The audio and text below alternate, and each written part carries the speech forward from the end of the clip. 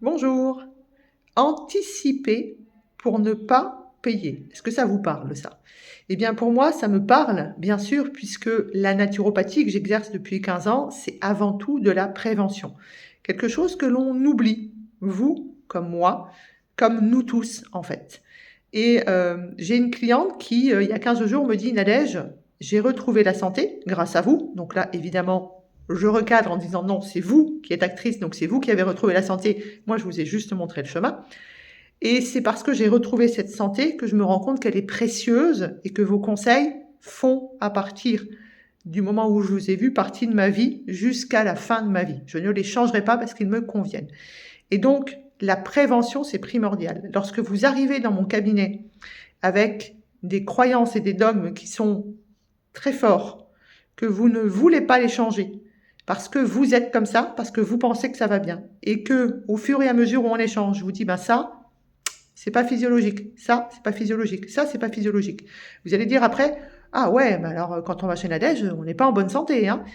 Ben oui, quand vous venez chez moi, vous n'êtes pas en bonne santé. Parce qu'en fait, vous vivez avec des ballonnements, avec des rots, avec un caca qui n'est pas là tous les jours, avec un sommeil qui n'est pas de bonne qualité, avec un pipi qui est trop nombreux et qui est blanc, avec des problèmes de peau, avec de la rétention d'eau, par exemple, avec des pertes de cheveux, avec des ongles qui se cassent, etc., etc., avec une rétraction de gencives, par exemple, avec des dents qui sont déminéralisées, avec des bruxismes, par exemple, etc., etc. Tout ça, c'est bien des signes que ce que vous faites pour vous, que vous pensez être bien, ne vous est pas adapté. Personne ne doit manger de la même manière. Vous pensez manger bien en suivant, entre guillemets, des dogmes de je ne sais pas qui, et ça vous convient au départ jusqu'à ce que vous vous rendiez compte qu'il y a des choses que vous pouvez plus manger parce que justement, ça vous fait ballonner, ça vous fait péter, parce que vous vous sentez lourd après, etc., etc. Eh bien, c'est tout simplement parce que vous n'avez pas l'alimentation qui convient à votre microbiote. Une fois que le microbiote est déséquilibré, on part après dans les problèmes de cerveau, donc cerveau dans le brouillard, irritabilité, colère, pas envie, etc., etc. Donc la prévention, ça nous évite de payer, entre guillemets. Ça évite d'être malade, ça permet d'être en santé. Et bien pour ça, c'est se remettre en question, baisser son ego, aller voir un thérapeute et écouter au moins ce qu'il a à vous dire pour être capable après de dire c'est ok, je change, ou finalement je reste dans cette déminéralisation, dans cette fermentation, etc., etc. C'est ma manière de vivre, j'ai pas envie de la changer, j'ai X années, c'est comme ça. Mais au moins vous aurez entendu que finalement ce que vous faites pour vous, c'est pas ok. J'ai un client qui vient me voir pour de la médecine chinoise. Hier soir, je lui dis, je peux plus travailler avec vous tant que vous n'acceptez pas de changer des habitudes et de travailler sur votre foie. Là, le foie, il est trop présent.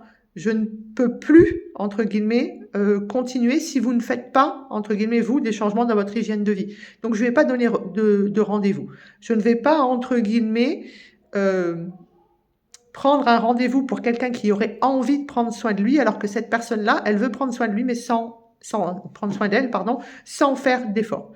Donc, bien sûr que être en santé, euh, c'est primordial pour vivre correctement.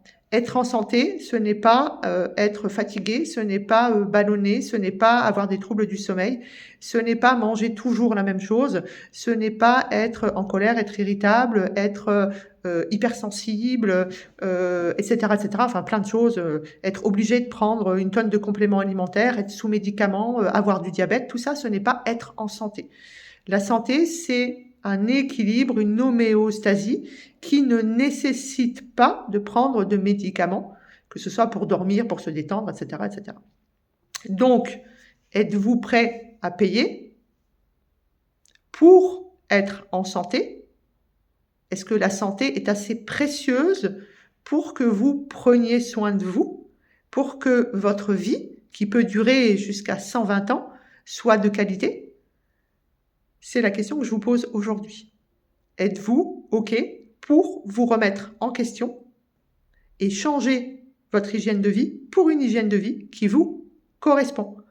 Et c'est pas tout le monde doit manger des légumes, tout le monde doit manger de la viande, etc., etc.